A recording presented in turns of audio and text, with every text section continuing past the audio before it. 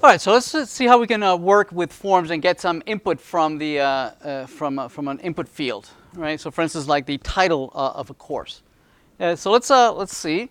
What we need to do is install or import the forms module, right, which is not available by default, right? So we need to do that in the app modules. The app modules is kind of like our configuration file, right? That we can configure new behavior. So let's do that. So if we go into the apps module, here it is. Notice that we'll find here components that we have been creating, right? Notice the hello world component that we created earlier. There it is, right? Notice that it added to the declarations, all right? Okay. So what we're going to be doing here is that we're going to be importing a new module, all right? Notice that we have the browser module in there. All right, so we're going to add another module in here. We're going to add the forms module, and notice that it automatically loaded it, right? It declared it immediately as a declaration. It's complaining because of the double quotes. My JS lint is doesn't like double quotes, but that's fine. Let's leave that. Right, so we have that. That's all you need to do to bring in everything that has to do with dealing with forms. Once you have a form, you can now create an input field and bind, right, a variable to that input field, so that whatever happens to the input field will be captured by a variable that will be available in the component, so that the component will know, oh, that input field just changed, right? And I can use that input field. So to do that, let's grab that input field, and in our HTML, perhaps let's put an input field here, input.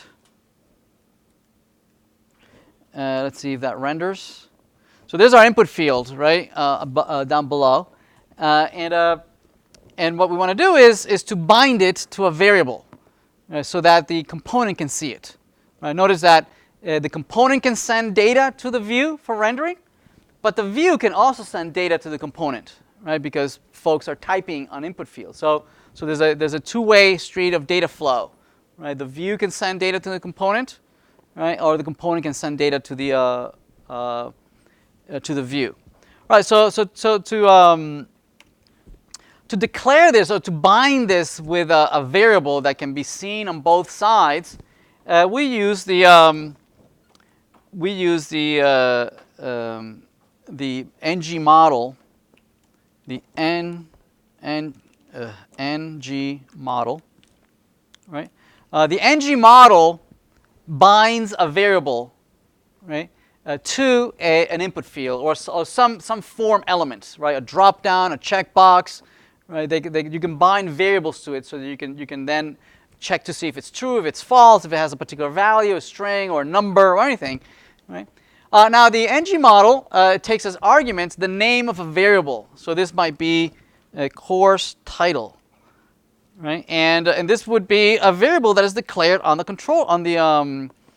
component. So let's declare it here. Course title. There is declared. Okay. So from here, I can modify that variable, right, from the HTML. Now, because we want to not only send an event saying that something changed, but we also want to be able to read data back from the controller, because we want to go both ways. Right? We want to send data to the component, right? Just like the click. The click is sending something to the component that an event occurred. We also want to receive things from the component and tie it to this input field. Right? So to do that, to bind both ways, you can bind just one way. Right? You can go just only from the view to the component, or from the component to the view. But to bind both ways, we can use the parentheses to say, hey, I want this to go and modify the component's variable. Right? But also, if the component modifies it, I want to render it here. Right? If the component somehow changes the value of that string, I want to render it in this input field. Right? So to do that, we use the square brackets. The square brackets say the binding goes both ways, right? Parentheses sends it to the component. Square bracket says it comes from the component here, right? So yeah, so Ngmodel, as the name suggests, this is some variable represented elsewhere in the component. It belongs to some model somewhere, right? Not me. I'm not responsible for it. I just read and write to it. So now we have it as a variable, and we can read it on the component, or we can pass it along. We can say, hey, pass that course title. I want to pass it as an argument here. I can pass it as an argument. And over here in the add course, that course title. Let me give it a different name because it's ambiguous here which one we're looking at, right? So I'm just going to call this just title, just to make it clear that it's not the same. Just title, okay? So if we go here and we type, we type something, notice that it adds it immediately, right? Adds it immediately, and it's being added it's being copied. It's being copied to create a brand new object whose title is whatever we're passing it. You see that? Right? And then it's being added and pushed onto this array. Right? But notice that if I delete, they all would have the same ID, right? So they would all be removed, right? So somehow we would want some uniqueness there, right? I guess. Okay, these are course ID. Oh, can I use the as ID the same title? Would that work?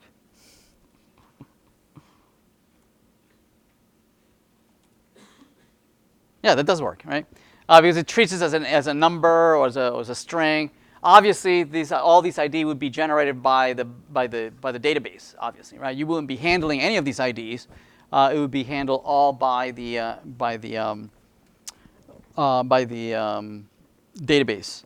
Now over here, the add course, probably we want to clear the course title, right? We want to clear the course title, so we might just do something like this. So that course title just empty string, right? So that would just update it and just erase it from the input field, right? So that it's gone. All right. Make sense? Everybody okay? All right, awesome.